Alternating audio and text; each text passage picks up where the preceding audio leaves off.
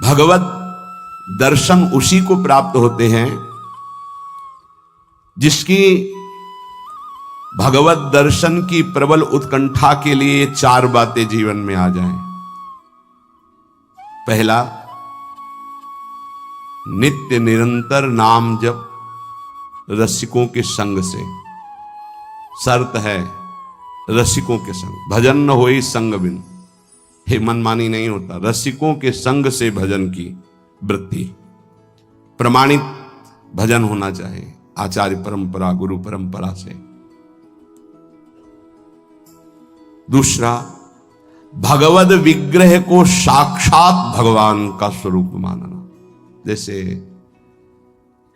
कुछ ऐसे भाव वाले लोग हैं कि अरे पत्थर पूजने से, धातु पूजने से क्या प्राप्त, क्या वहां भगवान है? कौन सा तुम्हें ज्ञान है भाई? कौन सा ज्ञान है? जब सर्वम खलमिदम ब्रह्म, ये तो अवतार है भगवान का, अर्चा अवतार। भगवान अवतरित होते हैं। जैसे हम छवि विराजमान किए, जब हम भाव सेवा करते तो भगवान छवि में आके विराजमान होते हैं, भगवान विग्रह में विराजमान होते हैं। ये श्रद्धा और विश्वास का विषय है, ये नास्तिक लोगों को समझ में नहीं आएगा। जिस मूर्ति को आप, जहां मूर्तिकार निर्माण कर रहा हो वहां देखो, उसी मूर्ति को पूज करके ब्रह्म प्राप्त, भगवत प्राप्त महापुरुष हो गए।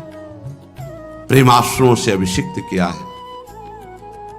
ये बाहर वालों की ऐसो की बातें न सुने, नहीं तो जो छोटी श्रद्धा वाले लोग होते हैं उनकी श्रद्धा नष्ट हो जाती है।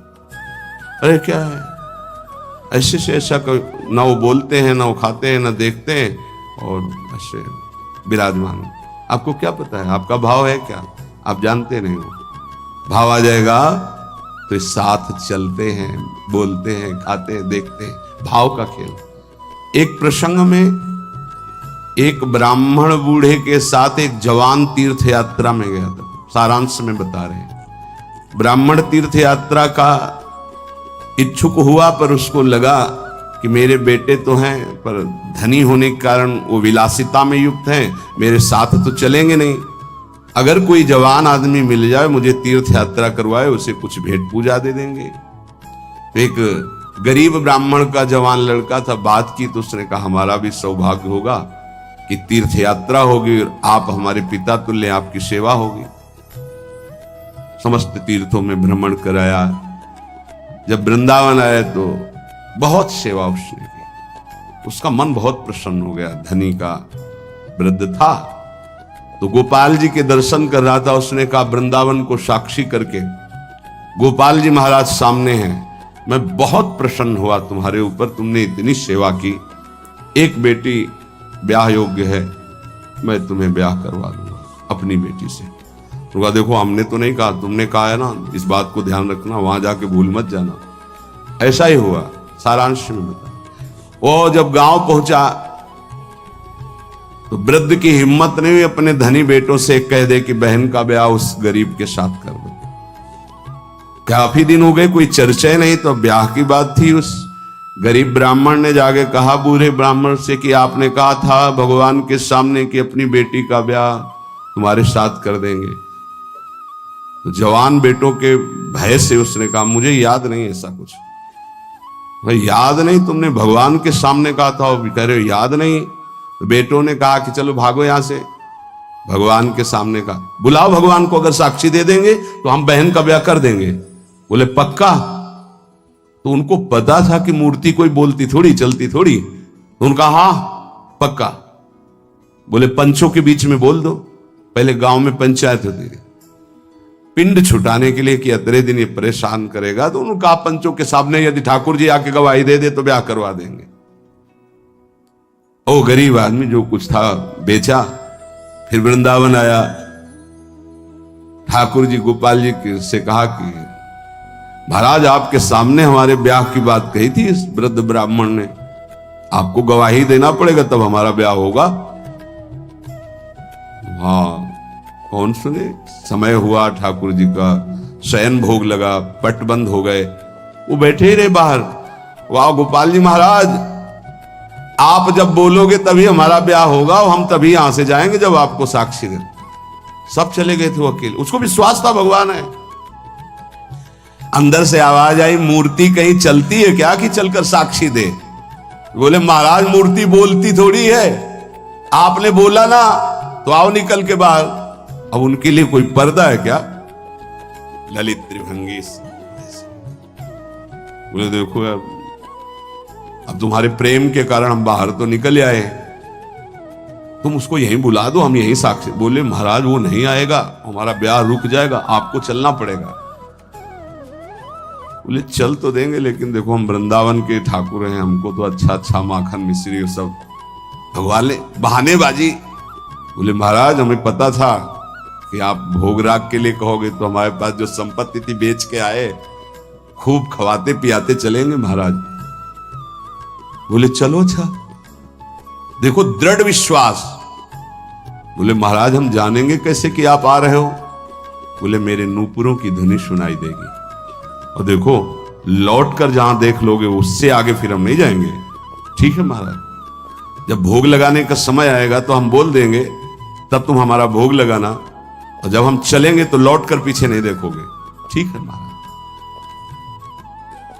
अपने प्रांत पहुंचे, उड़ीसा प्रांत। गांव जब नजदीक रह गया तो सोचा मुड़ के तो देखे, केवल पायले धुनी है, ठाकुर जी भी है। मुड़ के देखा तो श्याम घन साक्षात प्रभु ने कहा देखो तुमने वादा तोड़ दिया, अब हम यहां से नहीं जाएंगे। बोले महाराज अब तो कोई बात नहीं।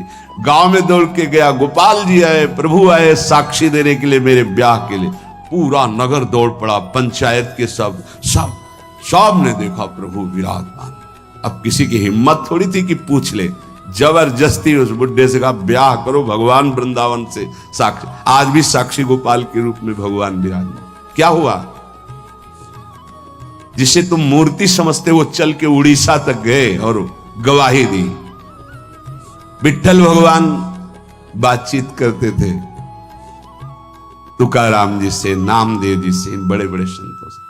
हरिवंश महाप्रभु, सेवक जी महाराज, बनचंद महाप्रभु तक बातचीत करते थे राधा वल्लभ लाल जी। प्रगट में एक बार मोहन चंद जो महाराज महाप्रभु के सबसे छोटे लाड़िले पुत्र थे, महाप्रभु राधा वल्लभ जी की सेवा परिचर्या में थे, तो एक पात्र कटोरा था राधा वल्लभ जी की सेवा का, उसमें चरण छू गया श्री मोहन चंद जी का। महाप्रभु ने एक शपथ मारी, प्रभु के पात्रों को ऐसे। राधा वल्लभ जी के जब पत्रावली कर रहे थे तो कपोल में अंगुली बनी, तो उनका जय जय आप। तो बोले मोहन चंद के रूप में मैं ही तो अब खेल रहा हूं अपने पात्र, तुमने वहां मारा मुझे देखो लगा। महाप्रभु ने कहा क्षमा कीजिए प्रभु, ऐसी तन्मयता मोहन चंद जी की आप में है ये मुझे पता नहीं था। महाप्रभु से बात, स्वामी जी से, बिहारी देव जी से बिहारी जी बात कर, आज भी महापुरुषों से प्रभु बात कर। ये केवल मूर्ति छवि का विषय नहीं होता। ये अज्ञानी जीव जो हैं ये केवल तर्क विवाद में फंसे रहते। श्रद्धा में तर्क विवाद नहीं होता। ये तर्क विवाद जहां होने लगे, ऐसी कोई वार्ता होने लगे, श्रद्धालु उपासक को बिल्कुल हट जाना चाहिए। भगवत दर्शन किसको प्राप्त होते हैं? पहला, जो रसिक महापुरुषों के गुरुदेव के अनुसार भजन करता, नाम जप, मंत्र जप। दूसरा, भगवद विग्रह को साक्षात प्रभु मान करके, कहो सो कहां जहां प्रभु नहीं, जब सर्वत्र प्रभु है तब तो हमने प्रभु का श्री विग्रह, अर्चा विग्रह, ये अर्चा अवतार है भगवान का, इनको विराजमान किया, साक्षात मेरे प्रभु हैं। ये बाहरी दर्शन है। तीसरा, प्रभु को अर्पित किए हुए प्रसाद के अलावा अरुचि होना।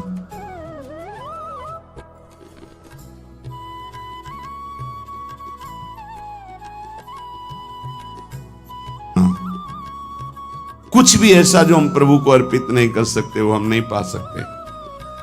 प्रभु को अर्पित ना की हुई चाहे अमृत पड़ी हुई वस्तु हो, हमारी बिल्कुल श्रद्धा और रुचि नहीं।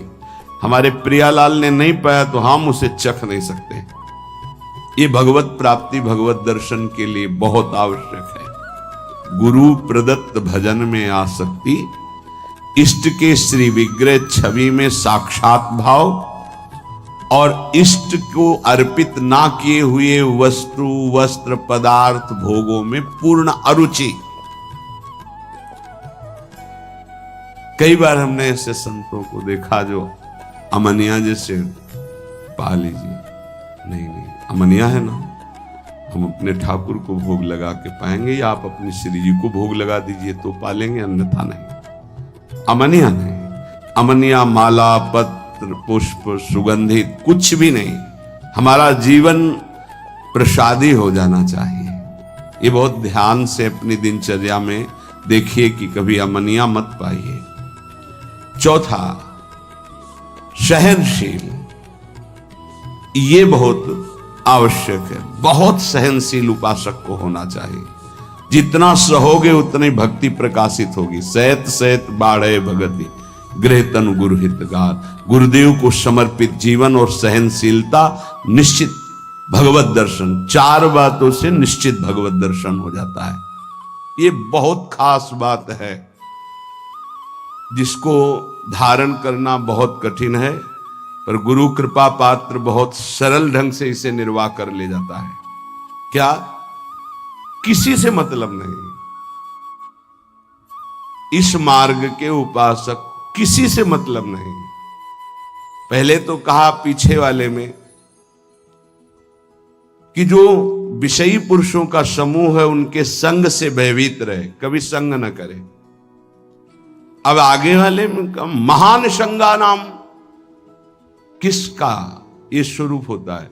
बोले जो वह तो महताम श्री पद रजा, महापुरुषों की चरण रज से जिसका शरीर अभिषिक्त है और माथे पे जिसकी चरण रज विराजमान है, गुरुजनों की, संतों की, रसिकों की, वो महान संगानाम सहज मधुरात्म प्रिय कथा।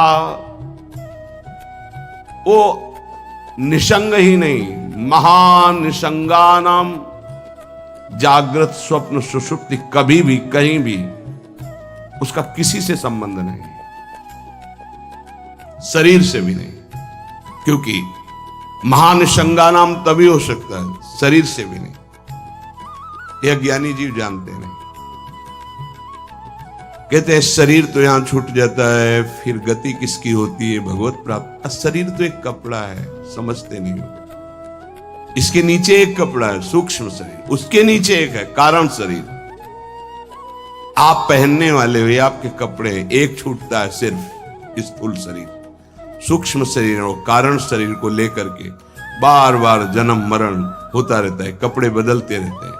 और जो जीवन मुक्त हो गया तो तीनों शरीरों का संबंध खत्म और दिव्य चिन्मय चिदानंदमय शरीर को, भाव देह को प्राप्त करके चिन्मय धाम में, चिन्मय लीला में, चिन्मय प्रिया प्रीतम के समीप हो जाता है वो। महान संगानाम, साधक का स्वभाव ऊपरी बड़ा ही रुक्ष होना चाहिए। साधक का रुक्ष, सबको ये लगना चाहिए कि बड़ा बेरुखा आदमी है, बच जाओगे। गोस्वामी जी ने भी लिखा है, गिरा अरथ जल बीच सम, कहियत भिन्न न भिन्न, बंदों सीता राम पद, जिन्हि परम प्रिय खिन्न। खिन्न मानसा, किसी से कोई संबंध नहीं। कोई बात करे तो उदासीन होकर बात करे, उसको रस ना मिल पावे, उसको प्रियता समझ में ना पावे। साधक की बात कह रहा हूं। आगे चल के तो सब जीवन सुख प्रीति रीति निभात अपनी, वो स्थिति आ जाती है। पर साधक को चाहिए वो अपना बाहरी स्वभाव उदासीन रखे, खिन्न रखे। ये हर समय भौं चढ़ा के बात करते हैं, इनका तो कोई प्रेमवादी से लगना चाहिए। मुस्कुरा करके बात करना, ये आगे चलकर आता है। हंसी बोले बहुमान दे, बहुमान किसको दे रहा? आराध्य देव को। वो हंस किससे रहा? आराध्य देव से। साधक की हर समय स्थिति ऐसी नहीं होती। इसलिए उदासीन अति रही गोसाई। पूज्य श्री गोस्वामी जी महाराज कहते हैं साधक को उदासीन रहना चाहिए, बाहर से गंभीर, हंसी मजाक बातचीत गंभीर, सत्य बात तुम्हें बता दे, स्वीकार करो ना स्वीकार करो, आगे चलते हैं। उदासीनता, गंभीरता, खिन्नता ये साधक के स्वभाव में होनी चाहिए। बहुत मिलनुआ स्वभाव, हंसकर बात करना, ये आगे चलकर, अभी नहीं। उसको दबाओ उस वृत्ति को। बगल से कोई निकल गया, आपको राधे श्याम कहने की स्मृति उससे नहीं आनी चाहिए। कौन निकला आपको पता नहीं। दर्शन कर रहे हैं, कभी कभी यह भी पता नहीं चलता कि प्रभु पोशाक कौन धारण किए। अगर नेत्र में नेत्र मिले तो 1 घंटा दर्शन हुआ तो केवल नेत्रों का ही दर्शन हुआ। पत्रावली कपोल में कैसी बनी ये भी याद नहीं रहा। ऐसी होती एकाग्रता। सत्संग सुनने गए तो सिर्फ वक्ता की मुखाकृति और वचन, आप बैठे आसपास, आपके कौन बैठा आपको कोई परिचय नहीं। ऐसी महानिसंगता उपासक को चाहिए। ये कब आती है? जैसे जड़ भरत जी रहुगण को कहा कि महापुरुषों की चरण रज से अभिषिक्त होने पर ही ये ब्रह्मबोध होता है। प्रहलाद जी ने कहा निष्किंचना नाम न वृणीत यावत, जब तक निष्किंचन महापुरुषों की चरण रज नहीं लगेगी तब तक ऐसी निष्ठा नहीं होती जैसी मेरी है। शिरो में शोल्लासम बहत महताम सी पद रजा, ये महत पद रज कहां मिलेगी? हर कण वृंदावन का ये महापुरुषों की चरण रज, प्रियाजू की चरण रज महापुरुषों के आंसुओं से भींगा हुआ है। जहां की भी रज मिले उसे अपने धरोहर के रूप में, संपत्ति के रूप में, जैसे बहुत बड़ी क्या धरोहर, ये प्रिया प्रीतम की संपत्ति, प्रेम संपत्ति प्रदान करने वाली, इसे आप लगाओगे तो आप सुरक्षित हो जाओगे। ये कवच है। कई बार शास्त्रों बारे चर्चा हुई है, पर बड़े भाग्यशाली साधक उपासक उपासिका होंगी जो इस बात को स्वीकार किए हैं कि रोज स्नान के बाद शरीर में रज लगाते हैं। ना करते हो तो फिर सुन लो, तुम्हारे हृदय को ये विकार तब तक जलाएंगे जब तक प्रेम रस के योग्य नहीं हो जाएगा। उस जलन को सहने के लिए ये सद्य वशीकरण चूर्ण मनंत शक्तिम तम राधिका चरण रेणु मनुष्य मरामी, ये श्री जी की चरण रज है जो आपको संभालेगी, कवच का काम करेगी।